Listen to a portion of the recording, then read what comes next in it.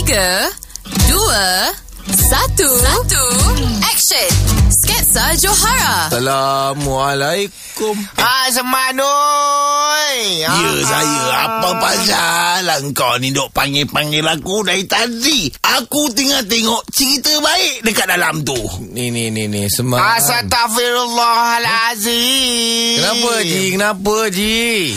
Hidup lah dengar ajaknya kalau tengok cerita baik. Aku kalau tengok cerita ni takut kau tak faham, Man. Apa kerentis dia ceritanya tu? Itu ceritanya. Itulah ceritanya. Apa ganti? Takak buat fire lah. Bakar. Fire, you fire. Itulah cerita. You fired bukan kau bakar. Mana aku ganti lah bahasa Inggeris ni semua ni. You fired tu kamu lucutkan. Kalau kamu dilucutkan, you are firing. Kalau bahasa Inggeris ni lain, Man. Lupa Haji dulu mengajar bahasa Inggeris dulu kat sekolah.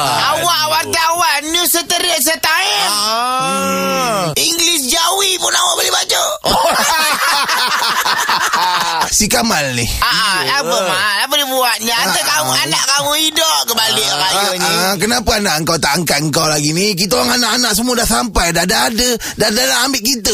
Anak aku kerjanya atas kapal, cari minyak. Tak balik raya ni. Aku tumpang-tumpang rumah korang aje lah. Ini dipanggil seller fish. Aku pula yang apa benda fish tu? Menjual ikan anaknya duduk atas kapal. Baguslah. Untung banyak. Tapi campaknya bapaknya kat sini. Itu yang ruginya. Elok macam anak kita tu kan. Anak aku tu sekarang ni hari-hari tak boleh tidur. Apa kerjanya? Sambung bulu beruang. Anak si Leman ni kerja mancing dekat dalam laut. Anak kau pula ke engkau yang Seman? Akunya Kemal. Umur baru 56 tahun. Udah nyanyuk Seman. Tu anak aku pula sampai tu. Kereta anak kau tu pun cantik. Lebih kurang macam kereta anak aku juga. Alah, biasa itu. Biasa macam tu biasa.